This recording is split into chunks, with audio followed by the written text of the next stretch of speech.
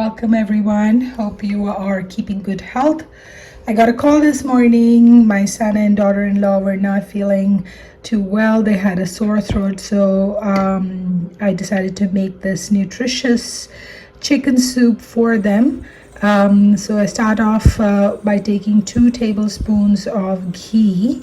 Obviously you don't need to use that much, but since they have a sore throat, I wanted to keep the fat in the soup a little bit high, so that soothes the sore throat. The ghee will coat the sore throat and it will be very soothing. So once the ghee has heated up, I'm going to sear 4 chicken skinless boneless thighs. I'm using the dark meat. It's excellent in soups. Again, it has a little bit more fat content. I'm going to add some salt and pepper to the thighs. I'm not cooking them.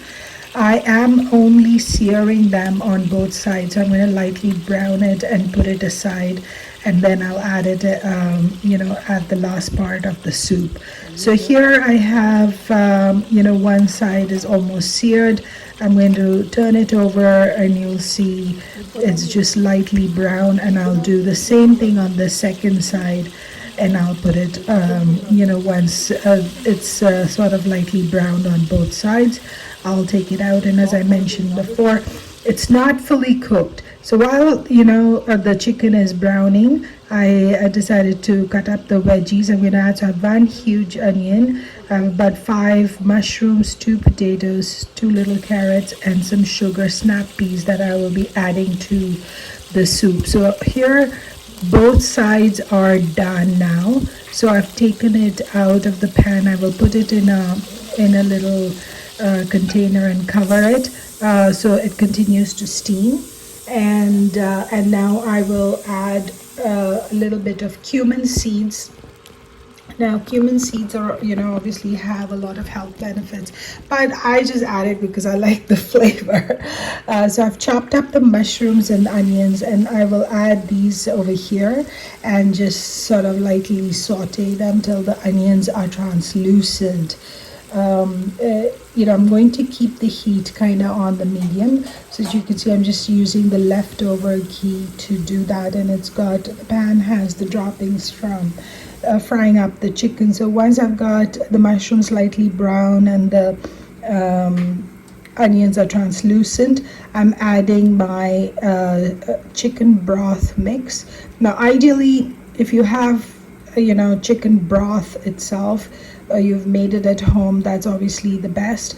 I didn't have that, so I'm just using this broth mix, and it's 1 teaspoon of broth mix for each cup of water that you plan to put in. I intend to have about 6 cups of soup, so I added 6 teaspoons of the broth mix.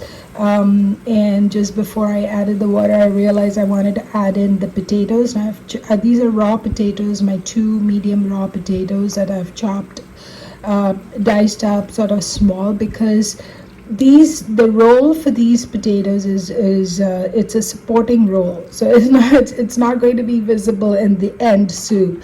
I just want to cook them down and mash them into the soup to provide the broth a little bit of a body.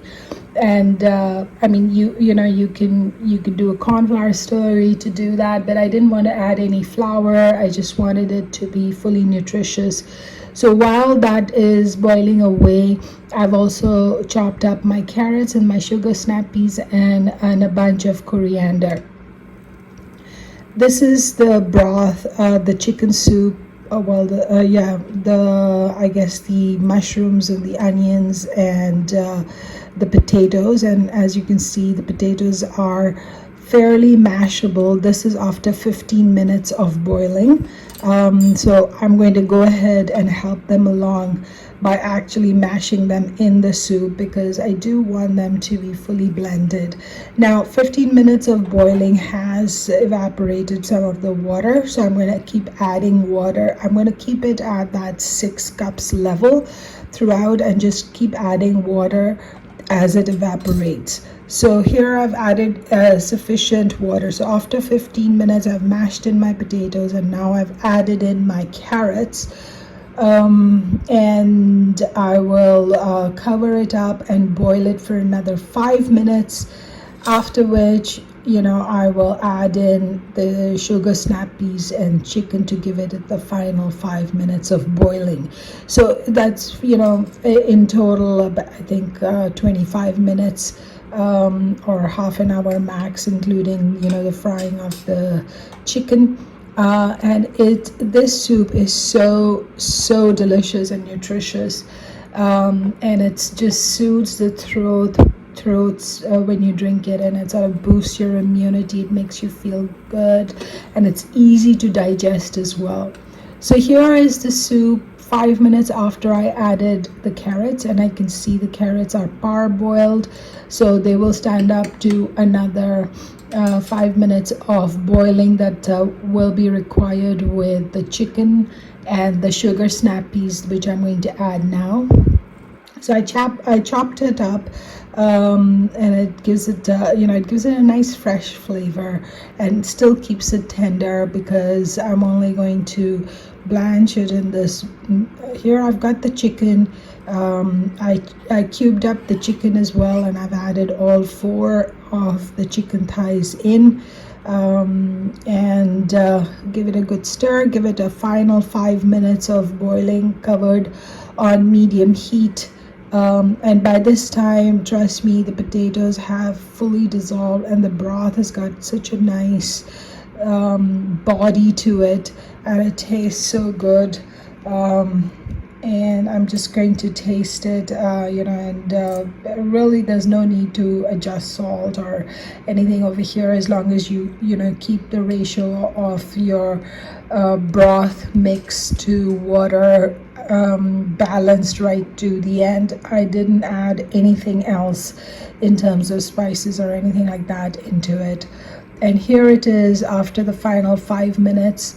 I'm going to squeeze in some fresh lemon, and you'll see in a minute why I hate dealing with fresh lemons.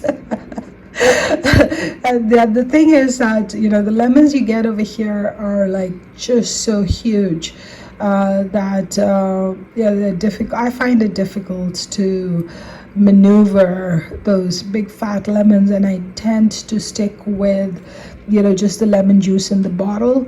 But this is for this soup I always use the fresh lemon. And here I took a quarter of it. This is a quarter. I lost it in the soup. I had to take it out and start all over again. Anyway, I squeezed the lemon, and I tasted the soup, and I added another quarter lemon juice into it as well. So what you want to do is just have a hint of lemon. You don't want the soup to be sour. You just want it just a hint to sort of and of course you want that vitamin C in here as well.